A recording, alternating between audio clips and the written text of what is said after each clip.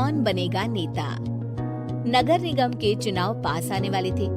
पूरे कानपुर शहर में टिकट को लेकर मारामारी शुरू थी, लेकिन सबसे ज्यादा चर्चा में वार्ड नंबर 40 की सीट थी। वो इसलिए क्योंकि इस बार वहाँ की सीट महिला के लिए आरक्षित थी। अब सवाल ये था कि चुनाव लड़ेगा कौन।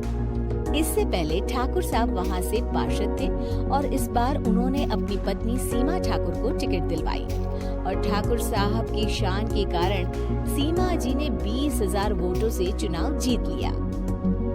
अरे बधाई हो सीमा भाभी, अब तो आप वार्ड की पार्षद बन गई हैं। अब तो हमारे काम आप ही करवाएंगी।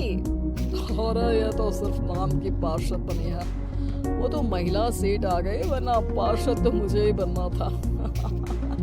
अब भले ही चेहरा इसका होगा, लेकिन पावर तो मेरी ही होगी।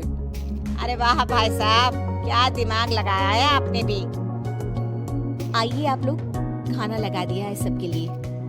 सीमा जी पार्षद बन चुकी थी, फिर भी उनकी एक ना चलती। सारे काम ठाकुर साहब खुद ही संभाल लेते और जहाँ जरूरत पड़ती वहाँ सीमा जी का अंगूठा लगवा लेते। सीमा जी ज्यादा पढ़ी लिखी भी नहीं थी। एक दिन ठाकुर साहब और सीमा एक प्रोग्राम में जाते हैं। अरे ठाकुर साहब आप आ गए। ओहो, पार्षद मैडम भी आ गई हैं। स्वागत है आप दोनों का। लगता है हमारे पार्षद फंड का सही इस्तेमाल हो रहा है। चलिए अब उद्घाटन करते हैं। ये लीजिए ठाकुर साहब कैची, आप ही सबसे पहले प्रवेश कीजिए। सब लोग आगे निकल जाते हैं और सीमा जी पार्षद होने के बावजूद भी पीछे खड़ी रह जाती हैं। वो देखती हैं कि वेलकम बोर्ड पर उनका नाम है, लेकिन महिला होने के कारण कोई उनका सम्मान नहीं कर रहा। अगले दिन एक आदमी उनके घर आता है। अरे ठाकुर साहब नमस्कार। कल ना हम नोटिस किए कि हमारा घर तो अवैध है और नगर निगम वाले उसे तोड़ने आ रहे हैं। अरे कुछ कीजिए ना ठाकुर साहब। देखो भाई, मैं तो ज्यादा कुछ कर नहीं सकता, पर अगर तुम सबकी जेब गर्म कर दो तो कुछ हो सकता है। कुल मिलाकर 4 लाख लगेंगे। अरे 4 लाख ठाकुर साहब। अरे भाई, मैं अपने लिए नहीं मांग रहा हूँ। दरोगा है, इंजीनियर बाबू है, बड़े साहब है, सबको देना पड़ता है ना थोड़ा थोड़ा। बोलो है मंजूर? तभी वहाँ अचानक सीमा जी आ जाती है। अरे ये आप क्या कर रहे हैं? पहले इन्हीं लोगों से तो आपने वोट मांगे, अब इनसे ही पैसे ले रहे हो। अरे चुप रहो तुम, तुम्हारा काम है सिर्फ अंगूठा लगाना, तुम वही किया करो। मुझे दूसरे काम तुम मत सिखाओ, समझी? और तुम ना जाओ, अब पैसे लेकर आओ, वरना जेसीबी किसी भी वक्त आती होगी।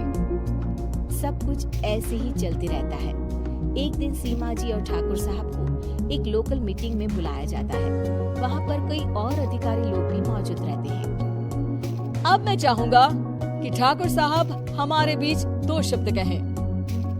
मेरे प्यारे भाइयों और बहनों, आज मेरा सौभाग्य है कि मैं आप सबकी सेवा दिन रात कर पा रहा हूँ। आपने मेरी पत्नी को भारी मतों से जिताया है, इसलिए मैं आप सभी का शुक्रगुजार हूँ।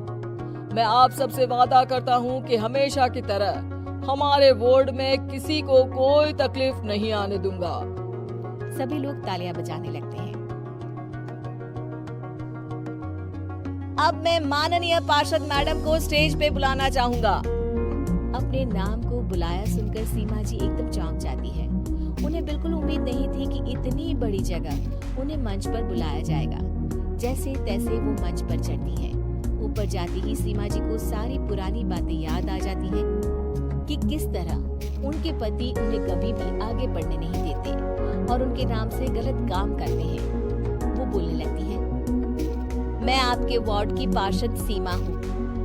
आप में से बहुत कम लोग ही मुझे जानते होंगे, क्योंकि इससे पहले मुझे कभी ऐसा मौका ही नहीं मिला। सारे मौके मेरे पार्षद पति यानी आपके ठाकुर साहब ही लेते रहे, लेकिन आज ये मौका मुझे मिला है तो मैं इसे ऐसे ही नहीं जाने दूंगी। मैं आपको ये बताना चाहती हूँ कि आपके ठाकुर साहब मेरे नाम की आड़ में गैर कानूनी काम करते हैं, जिस पर अंगूठों के निशान मेरे होते थे। इसीलिए मैं अपनी गलती मानती हूँ और आज अपने पद से इस्तीफा देती हूँ, ताकि आगे से कोई गलत काम ना हो पाए।